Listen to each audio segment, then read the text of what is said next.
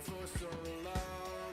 We've been waiting for this time to begin. We ain't getting any older. I kinda feel a little younger.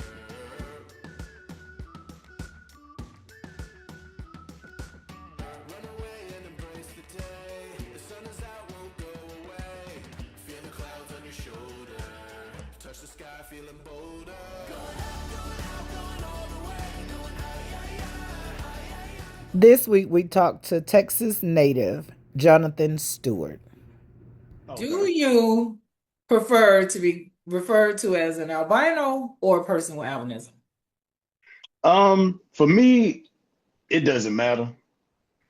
So me, somebody, saying a person with being albino or a person with albinism, it's I'm fine with either or. I'm fine with either or.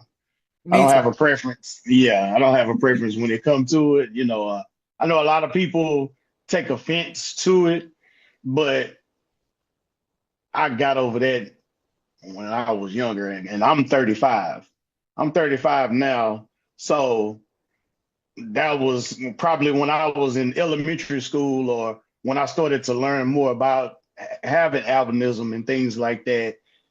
It took a while to get over it, but at this point in my life, it doesn't bother me at all. Tell me your name, where you from, and tell Mhm. us a little bit about yourself. Okay, I'm Jonathan. I'm from Houston, Texas, born and raised. Um, I'm, just about normal. I've worked many of jobs. I've worked at arcade place. I've worked, been a mental health tech dealing with mental patients like psychotic, bipolar, schizophrenic. I worked at a Cadillac dealership, and that's Oh, something where a lot of people was amazed. I worked there for 4 years, so I drove a lot. So a lot of people would say, "Oh, I had a customer I picked up one time. He was kind of looking at me a little funny. Come to find out he was an eye doctor, and he said out of 17 of his years of being an eye doctor, he'd never seen an albino person drive. So I worked there for 4 years, and in my current job now, I work for United Airlines. I work in their warehouse as a lead, and we ship and receive aircraft parts. So that's what I do as of today. nice. Yes, What was it yes. like to grow up in Houston, in Texas? Growing up, it was fine. I would say I always had a nice group of friends. Over the years, went to school with a lot of people and still communicate with these people. Like I got friends right now, like 25 years plus Wow. knowing each other and having the different jobs I have had, interacting with the people, certain people, and especially with having albinism because a lot of people didn't know, what is a person with albinism or things like that. Like I tell people, people are laugh, but I tell people, it used to be people I went to school with, they used to look at me crazy and used to look at me and be like, oh, he was different and things like that. And I tell people, I'm just about as normal as you. Like, ain't the only difference with me is just my vision may be a little bit worse than yours, and I just don't have no pigmentation. And it's kind of like, hey, we all born a certain way. Like I go places like it was like a six couple months ago. I had a midget lady just looking at me, and I'm looking at her, and I'm like, look, we both got a problem. So it's like it's no point of just sitting here just staring. Like we both got a problem. So it's like at this point, and that's how I made friends with a lot of people because back when I was in the fifth and sixth grade, I had to make a decision. Am I going to be mad all my life, getting called different names? Or am I going to laugh it off Mhm. and just deal with it, just laugh it off and create jokes and everything like that. So I decided to laugh it off. So I have a ton of nicknames. I have a ton of nicknames at work, from family to friends, all kind of names. And some people be scared to say these nicknames. People like, especially people at work that don't know me, and they be like, "Oh, Red got the stuff down there," and they be like, "I don't want to call him Red, and he may not like that or whatever." I tell people growing up, for me, In elementary school, it was a slight of a struggle, but as I got older, I go places like I don't see myself with albinism, to be honest. I don't see myself with a disability either. And some people don't understand that having albinism is a disability. Like it's instead it's a disability. So I tell people I don't walk around like I don't have it, but I don't let it interfere with my life. Right. I take trips, I go places, I go to clubs, bars, I go wherever. Yeah, the sunlight bothers me, but as long as I, put the proper sunscreen on and the proper attire to have on to go out to these places, I'm fine. Growing up in Houston, it's been a decent journey. I've been in Houston in the summertime, Hmm. and it's hot in Florida. Hmm. It's hot in Houston. How did you deal with the heat in Houston with albinism? When I was younger, I just used to go outside. I didn't got sunburned real bad. In my younger days, and my mama used to just about cuss me out.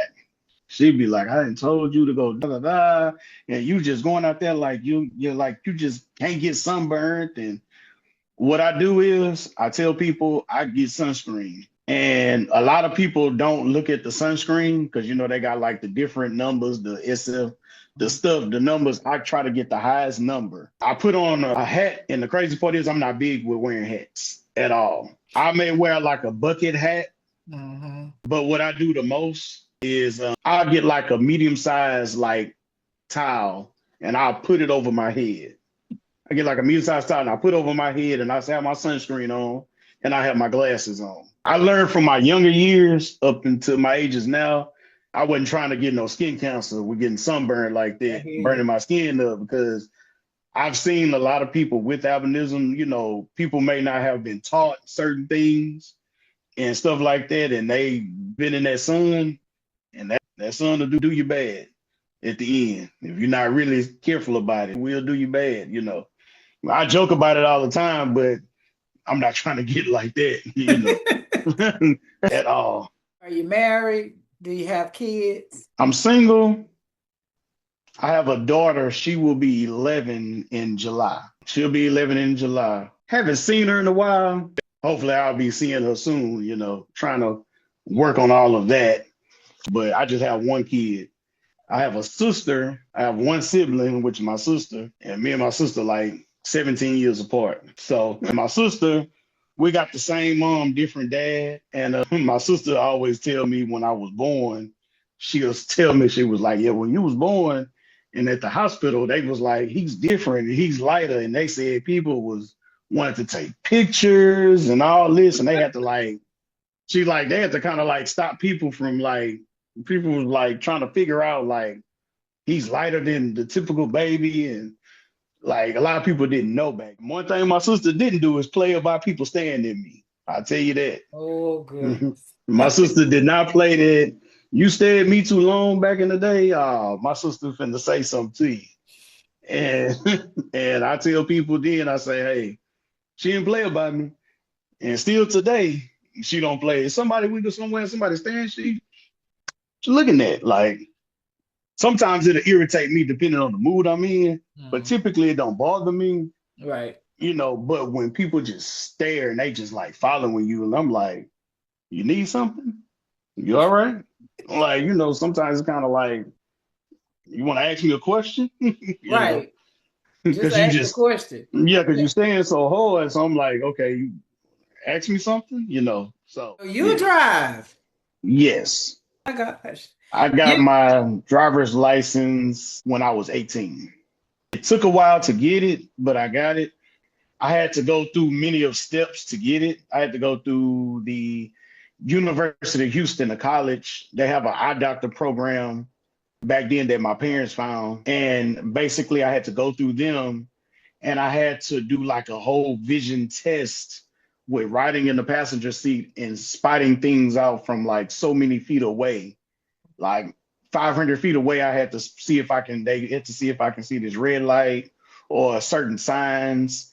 And then I ended up they gave me glasses to wear that wasn't prescribed. they just had a telescope on them for my left eye. Because my left eye, my vision is worse than my left eye and everything. So they had it strictly for that. So but before I got my driver's license, I drove probably 2 years without a license. I drove 2 years without a license until I got it. So it was like a normal teenager life growing up in high school driving without a license. And then I got one, and now I am at the age of 35 still driving. You are the second albino that I've interviewed that drives. All the rest of them don't drive. I drive, Yeah. but I didn't start driving until I was 39. Okay. So I'm 50. I've been driving for 11 years. I bought a car at 30 though, but I didn't drive for 9 years because I was afraid. Because, I live in Florida. So you pretty much got to learn defensive driving in order to get on the road down here. That's how it is out here. Trust me. Driving out here is crazy. Driving for me, it started off where I had an uncle that stayed in the same neighborhood as me. And he used to let me wash his car. And he stayed like 2 streets over. So he used to let me drive his car from my house to his house to my house. So I used to get done washing his car and I used to bring it back to him. And he said, if you brought it back quick. So what I started doing is driving his car around the neighborhood and then bring it back to him. Then one day he told me, hey, go try to McDonald's. Go get me something to eat. He did that and my mom was pissed. She was like, don't be having my baby out there driving. He can't see like that and da-da. And like, it was just like, but I was fine. And she had to see for herself. My mom was more nervous and scared for me more than I was when it came down to it, because I tell people growing up with albinism, you can listen to the doctors all you want. I listen to the doctors, but I always be in the rules and break the rules. Because through school, I had a vision teacher from elementary school all the way to probably my 11th grade year in high school. So I had accommodations in classes, to, sit up close, to get hard copies of paperwork. So I had all of the help that I needed through school. But when it came to driving, my mom was terrified. So she wrote in the code me a couple of times. She just wanted to make sure I could see certain things. I started driving when I had a job. My mama didn't feel like taking me to work one day. She was like, I'm gonna let you take the car. She had one of my friends, he rode with me, and she was like, make sure he drive right. So from that point forward, I would drive, and then we'll be at work, we'll leave work, driving around the city. I'm supposed to be at work, but I'm around the city driving. She don't know. And I drove, one of my best friends got me to drive on the freeway. I got on the freeway one day and got right off. I wasn't ready for it. So about a couple of days later, I ended up getting on. And I got on with traffic. And ever since then, it took my mama probably about 6 months to know that I was driving on the freeway, because I didn't tell her, because she was terrified already. So she was thinking like, you out there driving. So she thinking I'm just getting places, just taking the regular streets and back streets. And I'm like, I'm driving on the freeway. Like, now driving somewhere new is the struggle for me because of the street signs and things like that. But in a familiar place, I'll drive all day, Like going out of town, I'm really not okay with driving like that unless I just get out there and I drive, But if I don't feel comfortable enough with the person, whoever was with me, I'll be like, hey, you want to drive?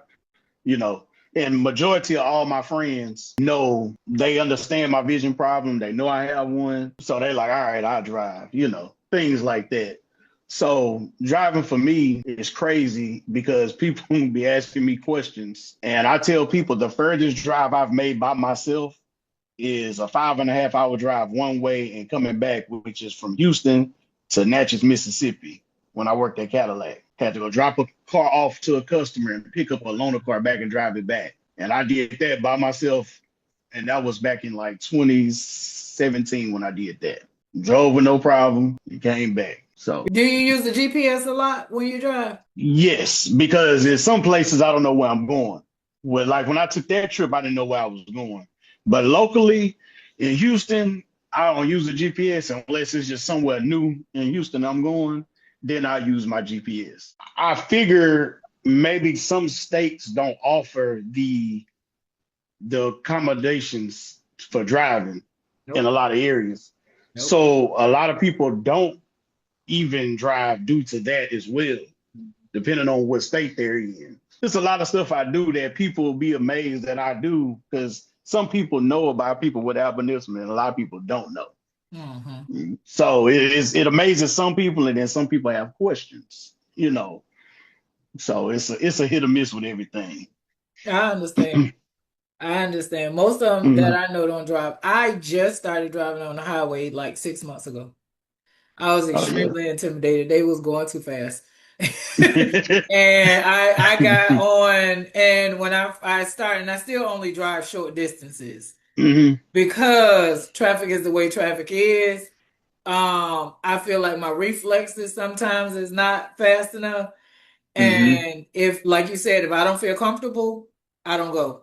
My family, my friends, everybody, I'm very vocal about my eyesight. So whenever I'm not comfortable, I don't feel like my eyes are already tired and I gotta go somewhere, then I get somebody else to take me. And everybody's pretty cool about it. Like it's raining now. So at night when it's raining, I don't drive. I Okay. don't drive because the light, the shininess from the road being wet and the Yes. traffic signal and the traffic light, it's a reflector. So I don't, and then the car's coming this way. So I don't drive. But other than that, yeah. That definitely is a struggle when it is raining with the light reflecting off the ground when it's wet. That does, and then it irritates me a lot when people ride with their high beams on.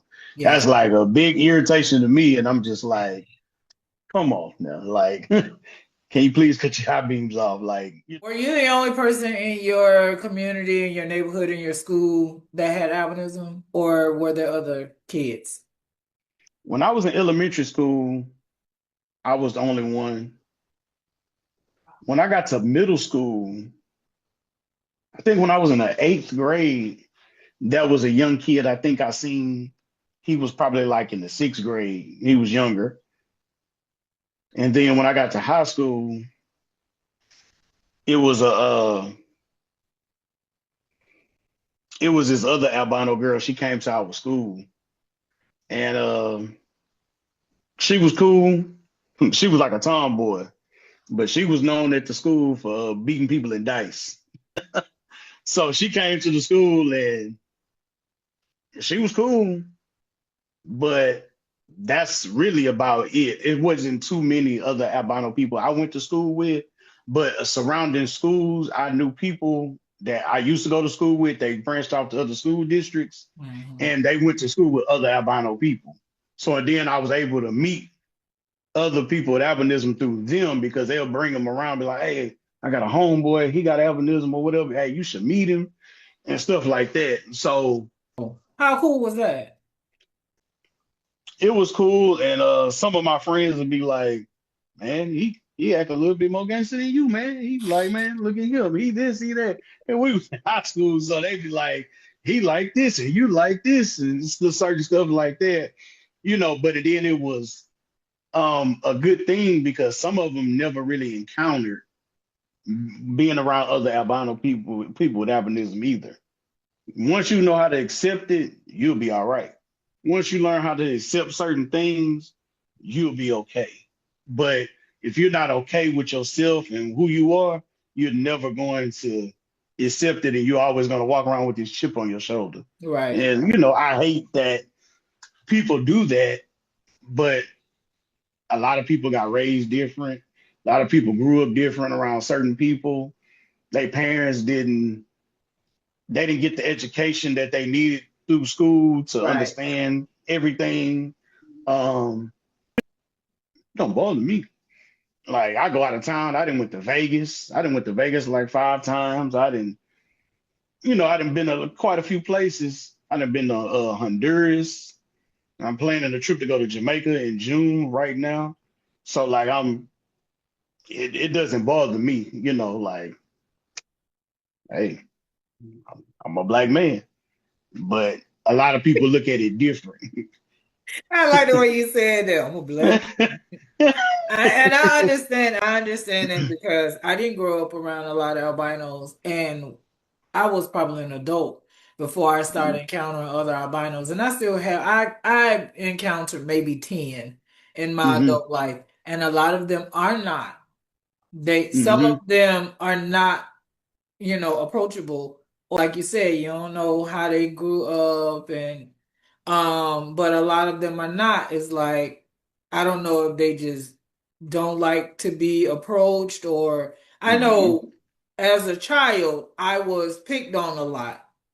We either going to be mad and fighting all the time, or Mm-hmm. we gonna make jokes. So, like you, I became a clown. I beat you to the punch. So Yep. I'm gonna make you laugh about me having albinism. So then you ain't got no joke Yep. because I already told it. I already told you. Yeah.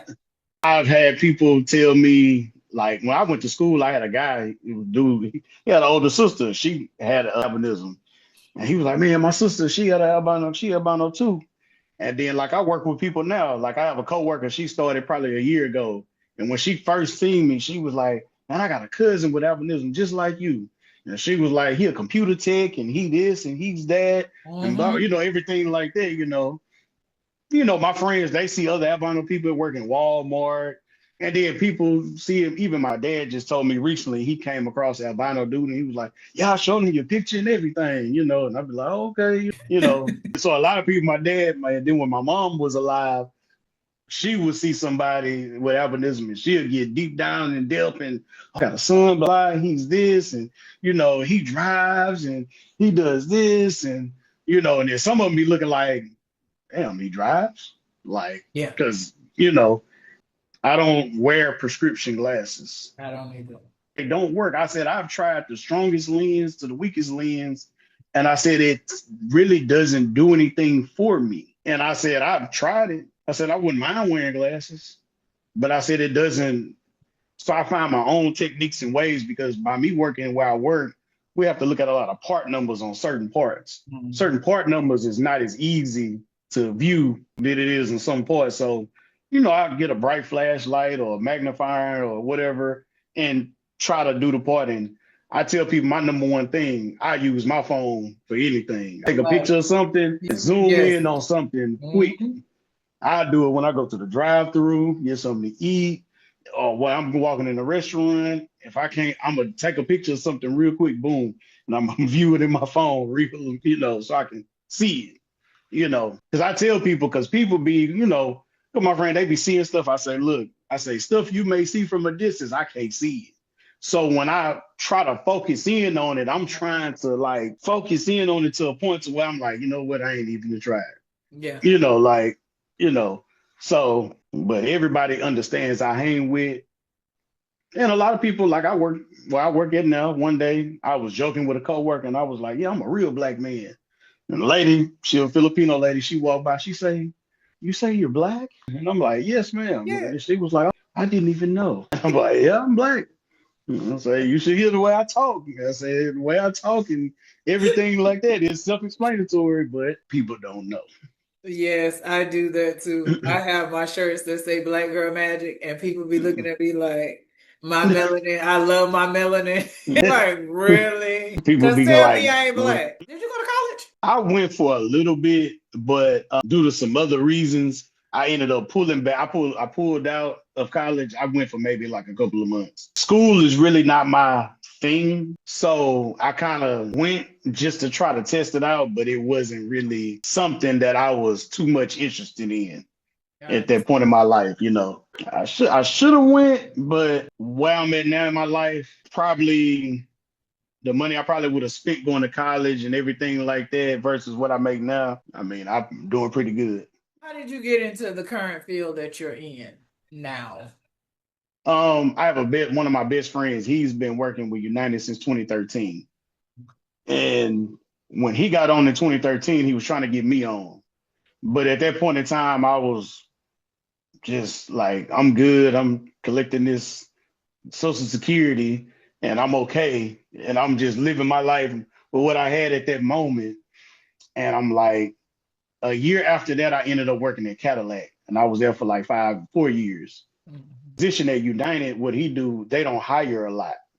They don't hire like that. So as the years went on, they finally started hiring people. So I put in my application, got hired on, and I already kind of knew a few people that worked there because of my friend works there. So I met a lot of these people outside of, United. Mhm. And I got on, and it was a struggle because when you get on there, you take a hearing test, they make you take a drug test, and they make you take a vision test. The vision test is not you reading your eye chart. They make you stick your head like in this little digital thing, and you have to spot out these certain shapes and how many circles is this, how many whole circles, how many half circles, and certain little things they want you to spot out in this idea, and I couldn't pass it. So they said you get one more chance, you can go to your eye doctor, do a vision test at your eye doctor. So when I went to the eye doctor, my main focus with him was, hey sir, I need this, I need this eye exam to be as good as you can make it. With my vision is, I said, I'm just trying to get this job. I kept it real with him. I said, I just need you to, hey, I know we're gonna do a whole eye exam, but I said if you can, we can have the numbers right at passing. That's what I need. So got them right at passing, sent them over the paperwork. They looked it over and they said, okay, we approve of this. It's not a hard job for what I do. We ship and receive aircraft parts. And when aircrafts are on the ground or aircrafts need part in Denver, Florida, need them in Puerto Rico, need them in Guam, we ship our parts to all these stations that we have. Wherever United fly and where's the airport hub for United, we ship out to those stations. Okay. So any aircraft piece that you see on the airplane, I've touched it.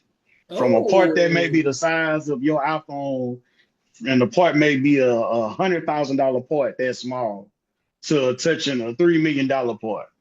so like So the little knobs that turn off the air conditioning and oh, okay. Oh, from okay. So the seats to the seat handles to the carpet to the light switches to the toilets to the coffee makers, certain landing gear that they have, the blades outside on the plane, everything.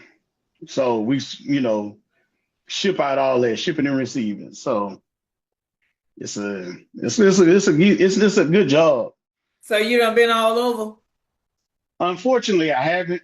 Um, I don't fly as much as I should be flying because there's people I've been with the company almost 4 years, and it's people with less seniority than me that then flew to Japan. They take trips like every other month they flying somewhere, you know. I said I need to start getting out there, flying a little bit more, going to a couple places because some people just fly to Chicago to go get something to eat and fly back. As long as the flights are good. It's been great talking to you. You are the first person that I have met. Like, I've talked to people in all different professions. Hmm. Everybody has been in a different profession, from makeup artists and beauty influencers to people in healthcare. You're the first Hmm. person that I talked to that is in the airlines. I think that's real cool because I got to learn about Hmm. all of the different things that we are doing in the world, because Yes. we working it. We're like, it's the possibilities keep opening up to what Hmm. it is that we can do. And I love that out of everyone that I talk to, like you, have not Hmm. let this condition limit you or stop Hmm. you from doing anything that you felt like you could do. I True. like how you talk about how you navigate around it, but you don't let it stop you. Around the board that I was able to get any help at, I took it. Wherever they said whatever I can get out here from the state, they taking my tax money. I'm down way. So I'm gonna get what I can get out of them. And I can get it due to me having albinism. So it's not like I'm beating the system getting it. It's like I can Right. truly get these items if I really want them.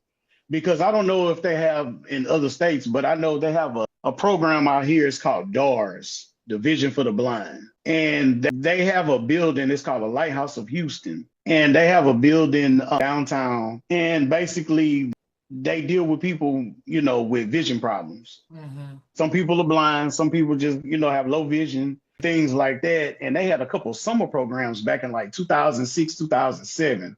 And I had the chance to do those 6-week summer programs back then just to do something. And, I worked with people that had no vision, little vision, and things like that. But I was able to see how a lot of people operate and navigate, in their life with having real low vision or no vision at all, and, it's amazing that, what people can do with no vision, Mm-hmm. and I know my vision ain't perfect, but, because it is some things you struggle with. Like as of right now, for the last almost 2 years, I've been learning DJing. The hardest thing about DJing is the computer screen. Mm-hmm. And the distance I have the computer screen from me, because the DJ software, you only can make it so big. Right. So the DJ software, you only can make it so big. So it's to the point to where I do have to kind of get close up on the screen and certain things like that. But there are other albino people that are DJing that I got on Facebook or in these groups I've seen and things like that. So me seeing them professionally DJ and me knowing the amount of people that I know in Houston and a lot of the people I know quite a few people that's in the rap industry. I know people that's in certain places to where, like, if I got good enough at this, that the money could be real great in that department, but I just have to get it down pack a little bit better. But I don't let none of it stop me in nothing I do. So. And that's one of the reasons why I was doing this video, because imagine how powerful it would be for someone to see your video that always wanted to work in the airline industry. And like you said, to see someone who is actually doing it is like, yeah, I could do that. I drive forklifts at work. I drive everything, and I have yet hit anything. And there's people with no vision problems that be tearing up the warehouse. And I be telling myself, how the blindest person in the warehouse ain't getting nothing yet. So the blindest person that work out of here, out of about 300 people, ain't hitting nothing yet, but y'all just tearing up stuff. Well, I crack jokes about everything, but I tell people, I say, anything is bound to happen. But I say, with me, I'm not going to let it stop me. Right. I'll do whatever, if it's something I want to do, I'm going to try it. Some years ago, probably like 10 years ago, I got pulled over by the police.